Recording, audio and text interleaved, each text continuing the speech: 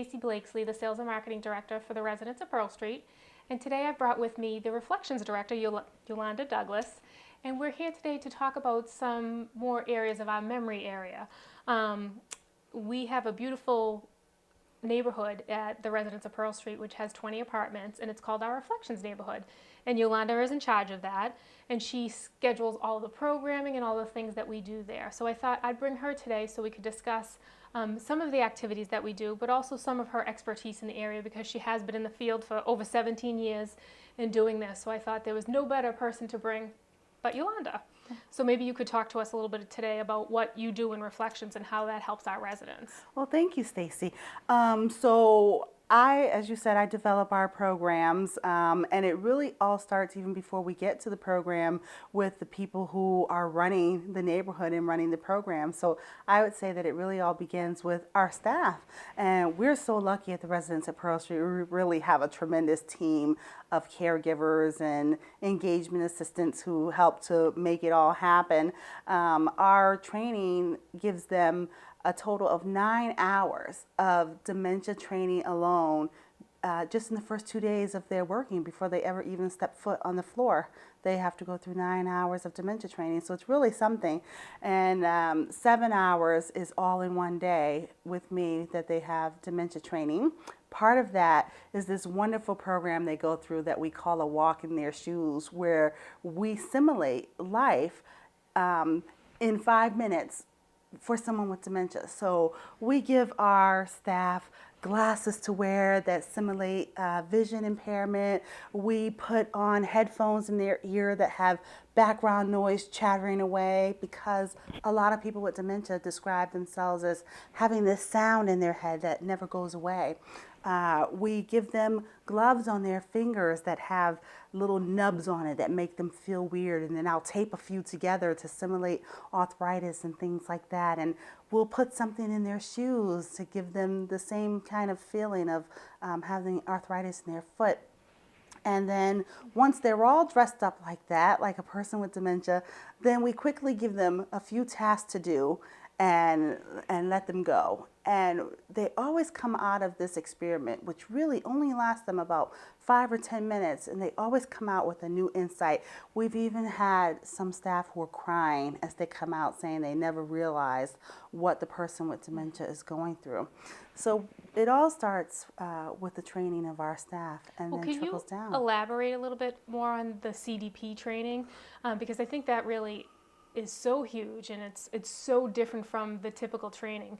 And one of the other things that you had mentioned was, we talked about dementia. Mm-hmm. The catchword for all of that now is Alzheimer's. Mm-hmm. But I was hoping maybe you could maybe elaborate a little bit on the whole scale of what dementia is and what that entails, and how there's other things underneath that besides just the Alzheimer's that you may hear about in the news. Okay, sure, certainly. I'll actually start with that. So yes, a lot of times people just throw everything into the same classification of Alzheimer's or dementia, not realizing that there is a difference, first of all, and if there is, what is the difference? When I train staff, I describe it to them as an umbrella group, and I tell them, picture dementia as saying, I have a virus. Well, what kind of virus have you got? Have you got a cold virus, a flu virus, a stomach virus? Dementia is that same kind of thing. Well, what kind of dementia have you got? Because dementia is really classified as a group of signs and symptoms. You could have dementia of the Alzheimer's variety. You could have dementia caused by a chemical imbalance, caused by poor nutrition, caused by poor dehydration, caused by something that you drank. Maybe you went out and, got kind of rowdy last night. That would be a temporary. So there are reversible and irreversible dementias. And then Alzheimer's is a type of dementia, along with things like Parkinson's disease and Lewy body disease. And there's so many. There were actually, Stacey, over 100 types of dementia. Wow. It's really quite amazing. In answer to your second question about our CDP training, I'm very proud of our CDP training. And CDP stands for our Certified Dementia Practitioner Training. And this is given to us by Joshua Freitas, who was here with you last time, and Josh is our corporate manager of reflections and engagement. And so he gives us this course that certifies us to be certified dementia practitioners. This course really goes in depth, even deeper than the 9 hours of dementia training we already get. Right. We get an additional 8 hours on top of that, that at the end gives us an actual certification in dementia and practicing dementia with our residents. It goes deeper into the functions of the brain, what's happening where and why, and we play act all kinds of different scenarios that happens with our residents and how to deal with them. It's an amazing course, and our staff that are certified dementia practitioners, they have to maintain that certification the same way they do to be certified nursing assistants or anything else that you might go to school for. So they have to continue their education through in-services with us or others that we may have come in to teach things. And they have to renew that certification every 2 years. It's an amazing course. One of the things you touched on was the Lewy body and the Alzheimer's. I was hoping maybe you could just give us some more information about that umbrella, and you also said something else about reversible. So I think that would be good if we could just touch a little bit upon those two subjects so people can be aware. And when I talk to people on the phone, I often hear, well, I don't know, this has been going on for 2 years, or no, they really haven't been diagnosed. We went to the PCP, we've never had any training, we've never, we haven't had testing, we haven't had any type of assessment. So maybe that's some of that about you could talk about. I know you discussed this in your support groups, but and the Parkinson's is a huge issue as well. It is. We actually see a lot of times that very thing happening, that a doctor either has not given the person a clear definition of what kind of dementia they have, or they've simply called it dementia, or they've called it mixed dementia. And they do that because it is very hard sometimes to narrow down exactly what kind of dementia somebody has. And you can, in fact, have mixed dementia. Mixed dementia is exactly what it sounds like. It's having more than one kind of dementia. And so they'll call that a mixed dementia. Because there are so many types of dementia, again, over 100, you really have to be very, very good and go through a lot of testing to be able to narrow down the different types. But there are a few common ones that we see all the time in our field. Vascular dementia, for example, is the second most common that you will see next to Alzheimer's, and that is generally thought of as the stroke-induced dementia. Somebody's had a stroke and now their dementia has come out or has gotten worse. This is usually vascular dementia, and something that you see with a person with this kind of dementia can be moments of clarity. This is the person whose family member says to you, today Mom was great. She remembered everything. She knew who I was. She was telling me stories about, going to visit her other daughter last week, and, I think she's getting better. And then daughter comes and visits again 2 days later, and mom seems to have significant dementia again. This is a trick that vascular dementia plays with us. Then there's also frontal temporal lobe dementia. This usually affects the front part of the brain. That's why it's called frontal temporal. This is the dementia we refer to as no filter. This is the resident who will say to yes, they will say anything to you. You're thinking you're looking great and you walk by and they say, "What rag are you wearing today?" This is the resident who has lost the filter. They don't have those inhibitions anymore. That person may also be someone who they're hot or they're ready for bed and they don't have the filter that tells them I'm around everyone. Let's not take everything off now, because they've got this type of dementia. Irreversible versus reversible dementias. So in the irreversible category, we have the things that we've mentioned, the Alzheimer's, the vascular dementia, the Parkinson's, the Pick's disease, the Lewy bodies, all of those kind of things are not reversible. Things that are irreversible are things like we talked about if someone had alcohol-induced dementia. This can be reversed. provided we're talking, short-term use Right. and not that we've done this every day of our life for 50 years, because that's different. We also have nutrition imbalance dementia. You fix that problem and that goes away. You see residents who might develop some sort of an infection, whether it's a urinary tract infection or right now it's cold and flu season. There's all kinds of stuff going around. When older adults, especially people with dementia, pick up those kind of things, even before it becomes something full blown, you can tell when they're just starting to get this because their dementia is more pronounced. People might start having behaviors, or they seem more confused, or they're just not themselves. But this is a reversible dementia because you take care of that problem and then they go back to their baseline. This can also happen in people who might have a tumor. If it's a fixable tumor, then you can see the dementia go away in that person as well, those kind of things. Well, I think you hit on two really important points, and one of those is the urinary tract infection. We hear about that all the time, and people Yeah. are so shocked at what a number it can play on their loved one. So I was hoping we could talk a little bit further of that. And the other thing that I see oftentimes is somebody who's had anesthesia. They've had a hip replacement, they've had a knee replacement, they've fallen and required that a lot of times this is induced. Right. And sometimes it's a new baseline for the family. So we're seeing that it's really just so different so quickly. Yes. So I think that's really a struggle for the families, and understanding that it is a new baseline, and you may have already had these signs and symptoms, but it's just quicker now because they've had anesthesia. So I was hoping we could talk about that a little bit. That's an excellent point. I mean, anesthesia really, it affects everybody. Anesthesia can affect you and I in a tremendous way. I know my dad has had a lot of surgeries ever since I was young, and anesthesia was always a problem for him then. So picture someone now with dementia coming out of anesthesia and how that can affect them. And you're right, sometimes it creates a whole new baseline. And now this person who's even more confused than they were before is the new norm.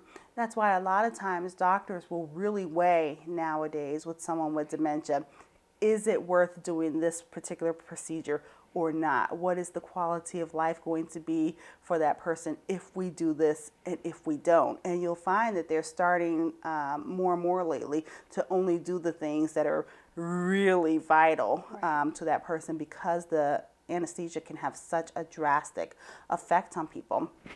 As, like you said, the UTIs as well. Yes, the urinary tract infections. It's amazing how much can start with just a simple urinary tract infection. In the person without dementia, if you or I get a urinary tract infection, we're going to be kind of uncomfortable, we're going to have some pain. We might be a little less pleasant that day because we're a little agitated. But you take your person with dementia and how they feel. And the person with dementia magnifies feelings by about 10 for what we feel. And now you put all those feelings into them, and it becomes a very big thing. Pretty much, it's pretty common in the field when you see something different, start with a UTI. Exactly. And that brings me to my next question.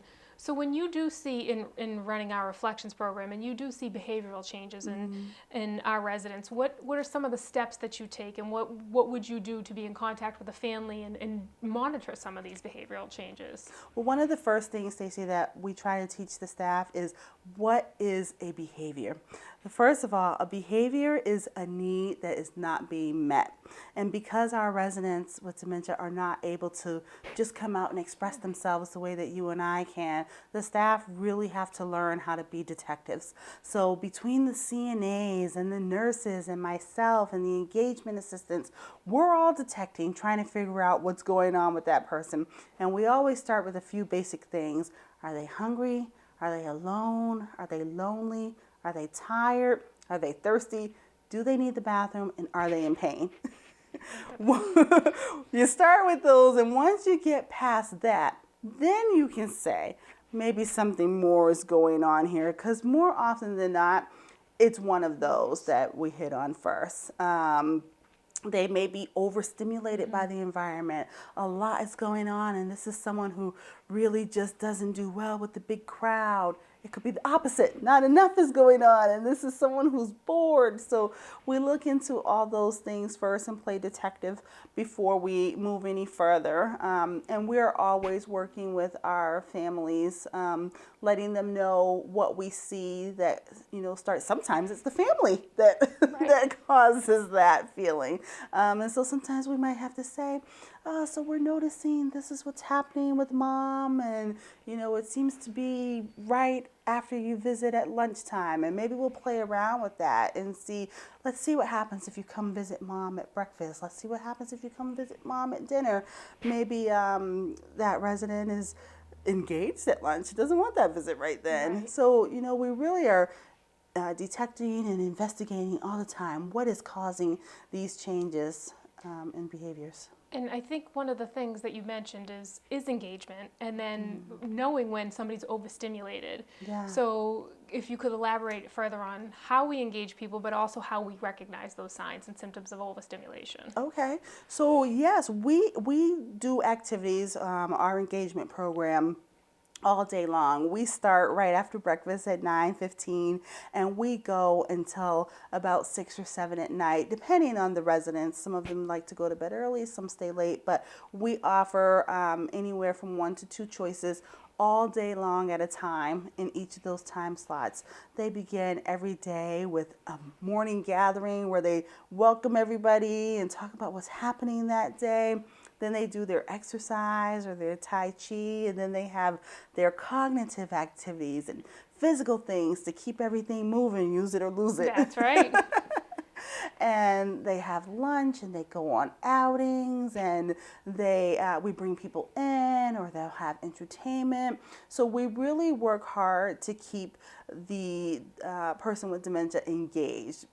Behaviors tend to happen sometimes if someone is not engaged. I mean, you think about, your children, when they don't have something to do, right? Absolutely. They're all over you. They're getting into trouble when they don't. It's the same thing with someone with dementia.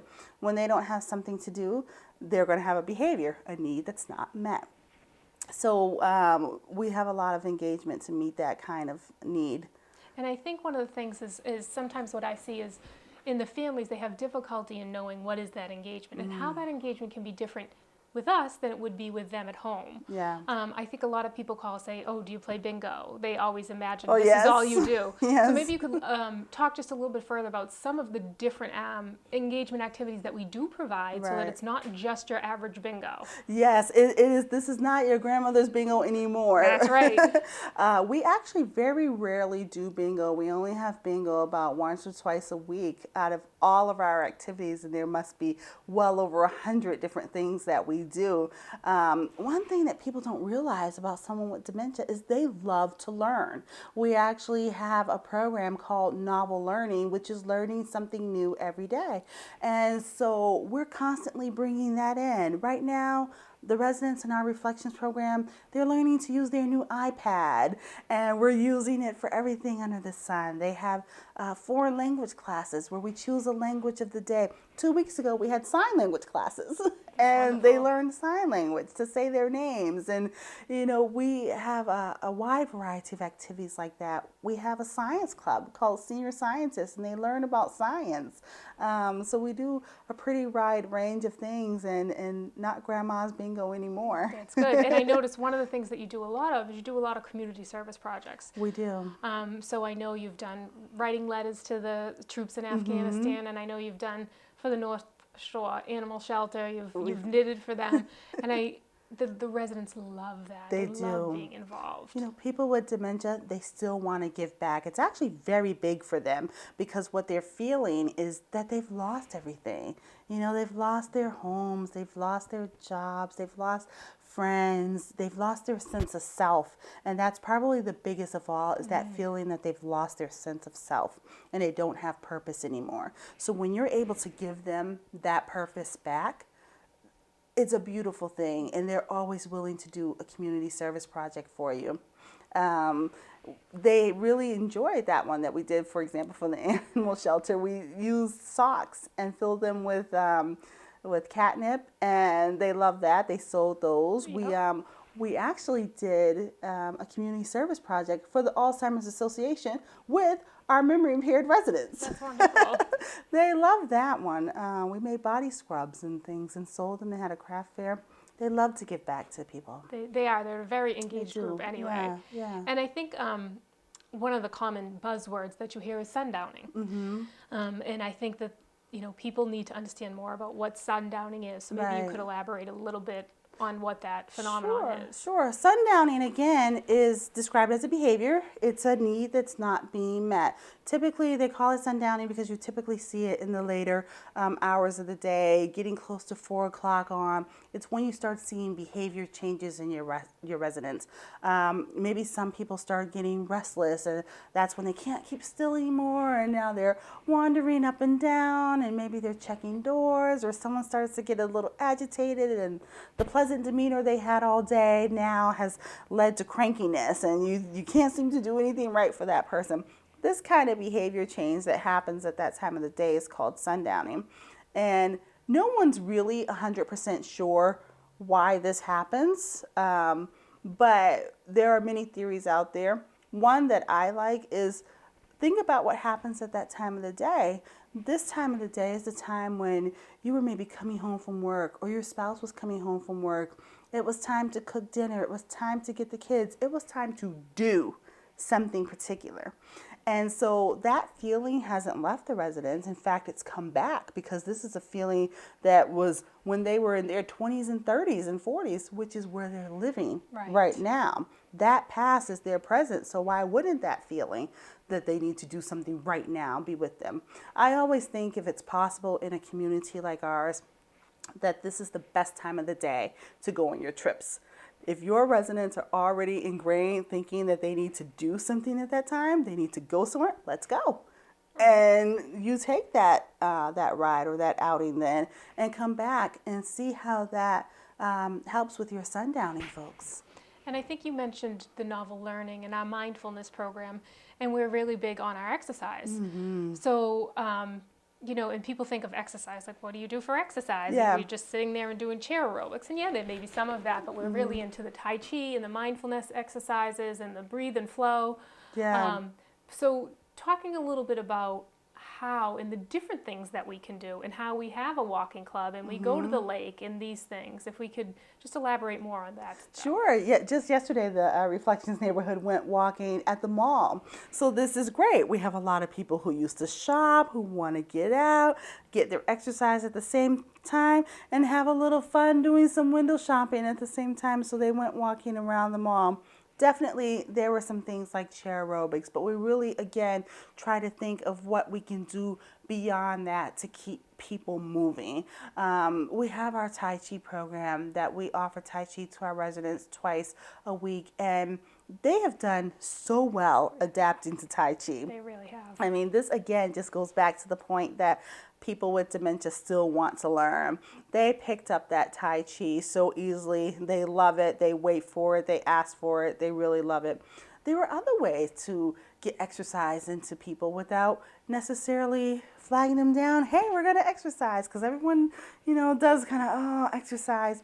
There were physical games that, you could play. We could have a basketball challenge, and really, we're keeping them moving. We could have a golf challenge. In the summertime, we go outside and use our beautiful courtyard, and we might do old carnival games. They're used to this kind of thing, and it's keeping that arm moving, throwing things. And so we'll get exercise in all those different ways. That's wonderful. I think it's so good, and it's so good for me when I come and or I'm on a tour and I get to interact with the residents, and they're having fun and they're enjoying themselves, and they're in the middle of a crossword puzzle, or they are doing an old carnival game. I mean, there's so much good that's happening, and it's so nice to see. Oh, thank you.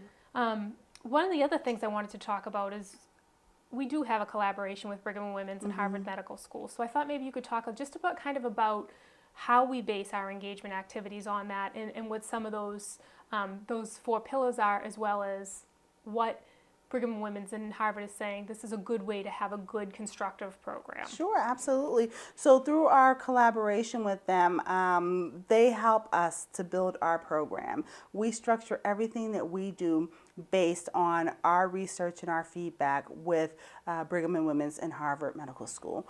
They have been the ones who decided that our 4 pillars of engagement, which are physical, cognitive, social, and emotional, are the way to reach people with dementia. More so than that, there are no medications, nothing that slows down or reduces signs and symptoms of Alzheimer's and dementia. However, active engagement in physical, cognitive, emotional, and social activities has been proven to slow down and in some cases reverse signs and symptoms of dementia. So engagement with these 4 pillars does what no medication can. So that's why we build our program based on those 4 pillars. And then we have within those pillars, we have our 5 leaves, if you will, which are our Tai Chi, our exercise, our mindfulness, our cognitive rehabilitation, and our novel learning. Oh, well, I think the novel learning is such a great thing because people think they can't learn. It Yeah. may take them an extra 30 days where you and I could take a day. Right. It may take that extra 30 days, but it makes such a huge difference for them to be engaged with an iPad or to, we just had somebody from Wentworth come in to talk about the rise of the Kennedy Yes. family. These are things that we're seeing that make such a difference for the residents and that they're continuing to have that dignity about them. Absolutely. And for me, seeing that and seeing the difference in the families because they say, Mom is up and dressed every day. She's going out to the mall and they're going out to dinner and they went to get ice cream and she went and heard a lecture or there's been somebody in playing music. I mean, I really think it makes such a huge difference. It does. It definitely does. And I love also to show think them. you run a support group, correct? Yes, that's right. The last Wednesday of every month. Okay. Yes. And then I know that you also do memory testing on the last Wednesday of every month. And why don't you talk a little bit further about how you do that and who that's for? Sure. We actually participate in the National Memory Screening Program, and we're one of the sites for that. It's open to the public, so anybody can come. We had a number of people come from a Parkinson's support group who got wind of it, and they all came. And there are about 6 different memory tests that we can give them. The one that we like the best is the MOCA memory test, which is the Montreal Cognitive Assessment. And the reason that we like this one the best is because it's broken down into different categories that actually show you where in the brain you may be having some impairment. For example, I had a woman come in from my support group who said to me, a lot has happened this week. I had 2 deaths in the family. I was sick. I feel like I have no focus and concentration. But I want to do this test today anyway. She did the test, and the section of the test that showed up some impairment was in focus and concentration. So it's a great form, a great test, and shows you exactly where you have some impairment. Everybody leaves with something that they can give to their doctor that tells them, this is the test that I took, this is the score I had, this is what a score of this means, and their doctor can make a decision from there if they want them to have any kind of further testing. Oh, that's wonderful. So I think it's that's pretty great good. that they have something to bring back to their physician. Yeah. But also that you're providing this, and that's one of the things. All of our events, everything that we do, is open to the community. Right. We've even actually started putting things in the paper and inviting people in for our exercise programs and our mindfulness programs because we want the community to be involved. Right. So I think that the fact that you do that and that there's something for the physician to see, I think that's great. And I know specifically with that lady, you actually had her come back a second time Yeah. a month later to see if that made a difference before she went to her physician. That's right. I told her that she was compromised, with all this that just happened in her life this week. It's no surprise that her test was off. Her system has been compromised. And I suggested that she, give it some time and then come back and let's redo this test and see what happens then before moving on. I think that's wonderful. And just providing the support group, which is open to the public. It doesn't have to just be residents of Pearl Street, but anybody in any of the local towns that would like to come out and attend our support group. It's open. Yolanda is there running that every month. You can certainly call us. Is there anything else that you'd like to talk about? Anything in our Reflections neighborhood that you think is good to mention? Well, I guess in a nutshell, our Reflections neighborhood is all about having a safe, secure environment for people with dementia who can thrive. Whether it be someone who needs a smaller environment than the size of a traditional assisted living, whether it's someone who needs a more structured environment with set things happening all the time because routine is very important for them, or it's somebody who needs more visual assistance, somebody to be there to care for them because our staffing ratio is much higher in memory care neighborhood than it is in traditional assisted living. It's really about having a safe haven for someone with dementia to thrive. That's wonderful. And I think you do a wonderful job. Thank you, And it Stacey. shows, and the residents are so happy and so engaged. And I just think that we're here as a community that we can help all of our surrounding towns, but Yeah. also for anybody who just has a question. And you don't have to be trying to move somebody in somewhere. You just needed a resource, an outlet. That's what we're here for. That's what I'm there answering the Yeah. phones for. And we feel, call anytime. That's really, we want to be a community resource. That's the beauty about our field and the people that we work with is that you don't have to be coming to our community. Exactly. You can just need some questions answered. We had some people in yesterday who just needed some questions answered. They have no idea what this is all about as they're starting in their journey. And like you said, to be able to be a resource for people and just share all those years of knowledge that you have with everyone to educate them and give them a little holding of the hand to help them along in this journey. It's really great. That is great. Well, I thank you for coming out today. I think You're this was welcome. great, and hopefully this has helped people, and I appreciate it. My pleasure. Thank you. You're welcome.